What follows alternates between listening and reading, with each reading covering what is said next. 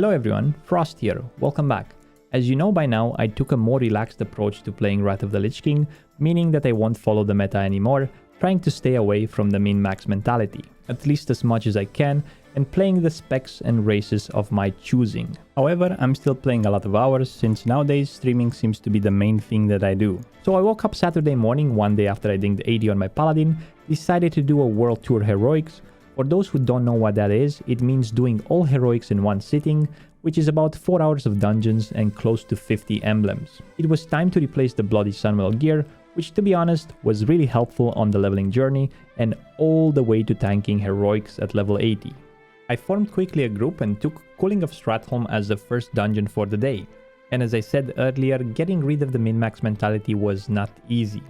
I started getting triggered at the rogue for not having gems and enchants and sometimes pulling under 1000 DPS. Now I don't expect people to get the best gems and enchants on their gear since it's not their best in slot, but I do expect them to at least respect other people's time by trying to get the bare minimum. Most uncommon red gems are under 1 gold and basic enchants are from 50 silver to 5 gold. Not a huge investment, and since you're signing up for a world tour, the bare minimum seems to be like common sense. I got quickly over it since the rogue was at least pulling decent damage on single targets.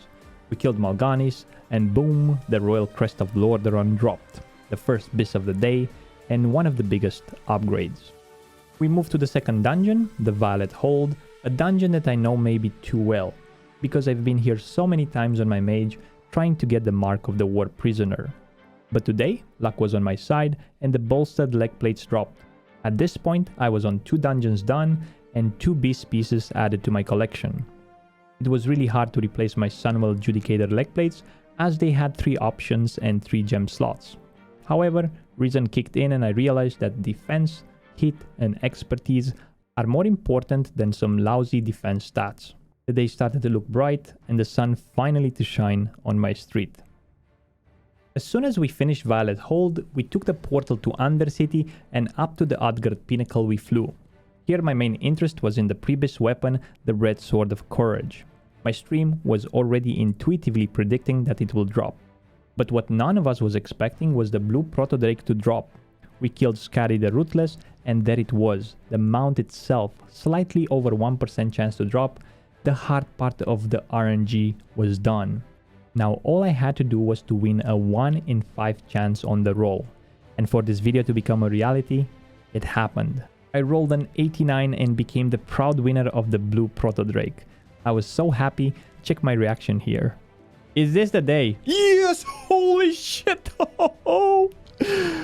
We moved towards the king and to my shock and dismay, the Red Sword of Courage dropped. Here I started to lose it a bit. Oh my god!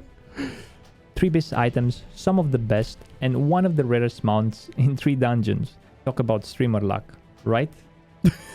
Oh, what the f***? 1, 2, 3...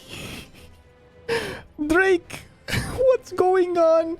We kept on doing various dungeons without too much happening until we got to Azjol Nerub and the Old Kingdom. Here we had to replace 2 members and we got a hunter and a new rogue. Things started to be a bit shaky and we wiped on the trash from the first boss of Azjol because we didn't have enough DPS. The hunter started flaming the rogue for being a Pepega, having the wrong spec, not having enchants, and so on. But when I inspected the hunter, he seemed to be doing exactly the same thing he was accusing the rogue for. I started to get triggered again, because since I never boosted people in WoW Classic, why should I start now, you know? However, the gods of RNG were kind, and I was rewarded with another bis item, the Essence of Gossamer. I decided to let it go and finish the dungeons.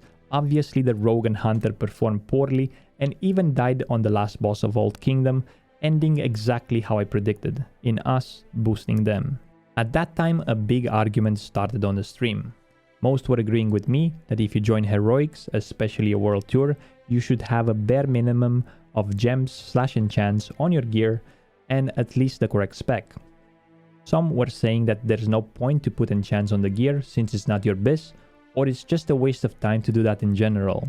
I'm mostly curious about your opinion on this matter. Where do you think there's the borderline between min-maxing and just being a lich? I believe if you treat gear with respect by gemming and enchanting it, You respect the gear and you respect other people's time. And with doing so, the gods of RNG will reward you with riches beyond imagination, just like I got rewarded today. With that being said, I hope you enjoyed the video and the gods of RNG treat you well in your Northrend adventures. Until next time, stay frosty. Bye bye!